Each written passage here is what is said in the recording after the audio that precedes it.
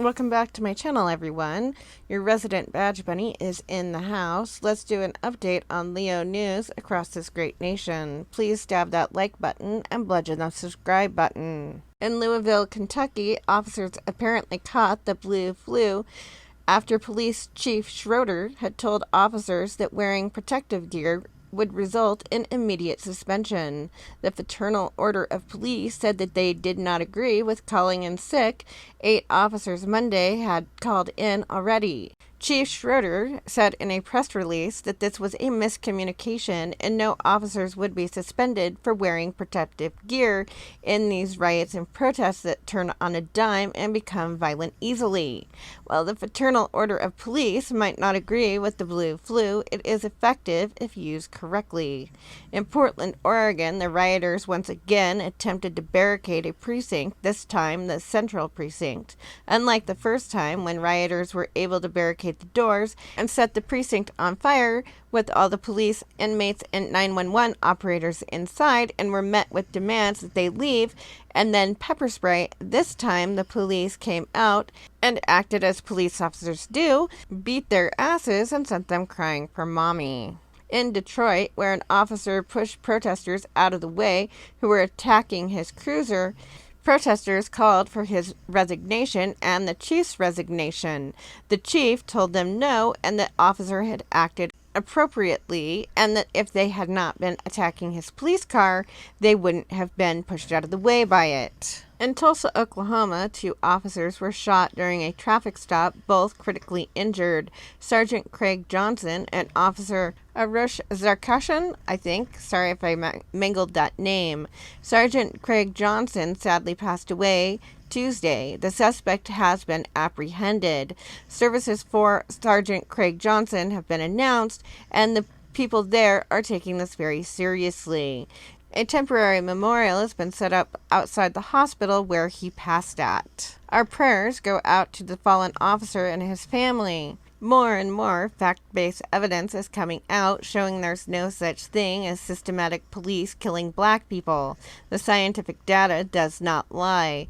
The numbers do not back up the current media love affair with saying police brutality is out of control. What's crazy is blacks make up 13% of the population, but have committed 54% of all homicides in the United States.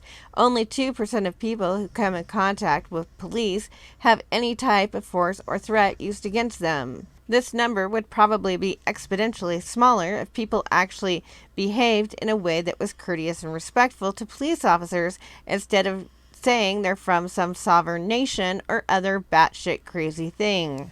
Mayor Durkin in Seattle was upset that protesters showed up at her mansion.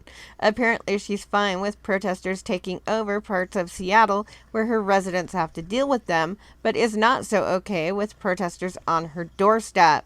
This morning, she finally gave the executive order for the CHOP to be declared. Police in riot gear cleared the area without much resistance. 13 people were arrested, but no one was seriously injured. And with overwhelming police presence, everything went easily. I feel terrible for police officers when they get to the precinct because photos that I have seen show that it has been completely destroyed and there is graffiti and feces everywhere. In the 2 weeks it was open, 2 separate murders happened within the CHOP zone, both young teenage black men, one of whose father spoke out within the Chaz recently, calling on the National Guard to come in and stop the madness. A couple interesting stories have come out of the Chaz CHOP zone that deal with how they dealt with violence and crime within the zone. Apparently, if you stole something or committed another crime within the CHOP Chaz zone, they would come out and beat the crap out of you and take back what you stole. Sound something like police brutality much? Maybe? How many cops do you know that gather around and beat the hell out of someone for stealing? That is exactly what happened with that auto tender. Apparently, after the theft was reported and the Chaz officials showed up and demanded his release, they then took the young man aside, pulled the stolen merchandise from his bag, then proceeded to beat the shit out of him, all caught on tape by the police who were not allowed to respond. Apparently, committing crime within the Chaz Chop zone meant being beaten. Sounds almost biblical. In St. Louis, a couple in a private community pulled out guns when protesters broke through their gate and came onto private property. Armed with an AR-15 and a handgun, they said they were afraid for their lives. The media's had a field day with this, until it was discovered that they were civil rights lawyers who vote Democratic and support the BLM movement. Still, it seems to be the current trend. They will be called racist now because they were scared of a large, violent crowd coming onto their property without permission and breaking things up and threatening their lives. And one of the saddest things I've seen come from the defunding the police movement, the Boston Marine Patrol will no longer be in effect as of July 4th, end of shift 2020. They have been in effect since 1860 to 2020, yet because of defunding, that is now going to end, and now if you have a problem, you will need to call the Coast Guard. That's right, if you have a problem in the Boston Harbor, you will solely be relying on the Coast Guard. It should be noted the Coast Guard has also lost funding in recent years. This is because New York defunded the police department by over $1 billion. Apparently, the elected officials forgot about 9/11, forgot who rushed in when everyone else ran out, forgot why their police department was so important. They have trained around the world and learned to fight and stop terrorism. They have stopped terrorist attacks from happening in that city. It's sad to see that this is going to take decades to fix if it ever can be. Defunding does not create a better police force or a more well-trained one. This defunding across the country is defunding public safety, making our communities less safe, not more safe. As of this video, over 300 New York police officers have put in their retirement papers. Around the country, only 7% of police officers would recommend someone go into policing in the future. What does this mean for the future of policing? Well, it means we're going to have much fewer officers who can do training for officers coming on the force, and those officers you do get are going to be less qualified and less interested in real police work. That means we're going to have less people applying who are really qualified for the job, and less people going into fields where law enforcement is their end goal. This means that less people will be looking at criminal justice or criminology degrees that help us with our police work in the future. That means that when we go to look for new law enforcement officers, we're going to have to take whoever comes and not who is best qualified. In very recent news, the NYPD has just pulled out of City Hall in New York City, leaving it to Antifa. Considering what just happened in Seattle, I don't see this ending well. I'm not sure what's going to happen in New York or in any of these huge cities defunding police. I live in a rural area where we have less police, but it's not a huge department. It's always needing more funding to make it better. I can't imagine living in a city that size, like New York, and having no police officers. Going from having one of the best police forces in the entire world to going to no police is going to be a huge problem there. I can't believe this tiny minority of people calling for defunding is getting their way. They are uninformed and have no idea the actual amount of police brutality there is. In New York State, the number of unarmed people killed in the last 3 years, 1 person. That's right, 1 person in the entire state, not just New York City.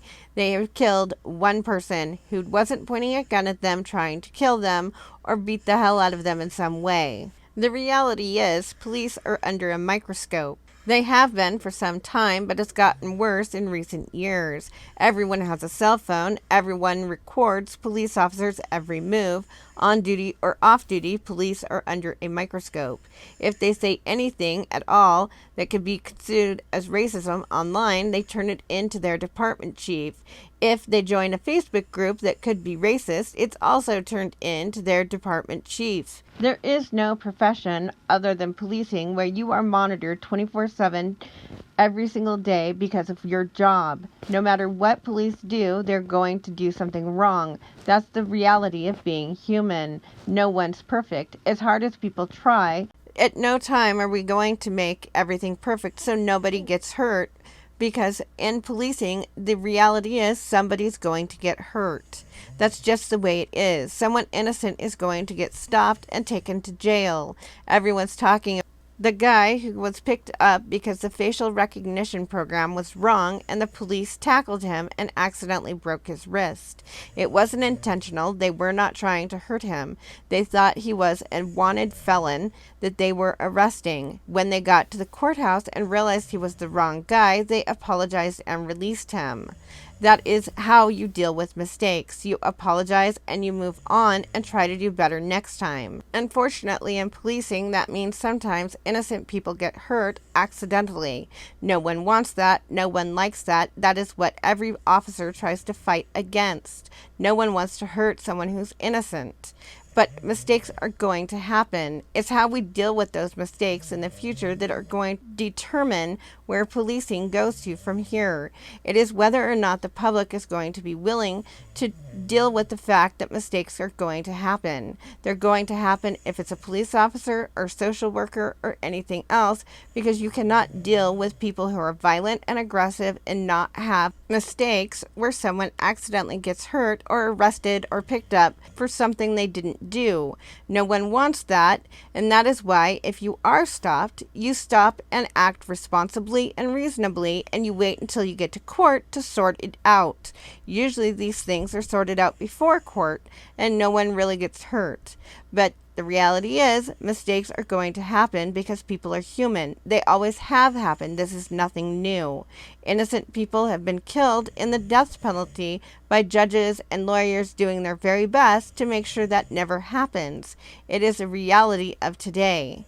You can abolish the death penalty and someone innocent is still going to accidentally go to jail because nothing is perfect. Eyewitness statements aren't perfect. Judges are not perfect.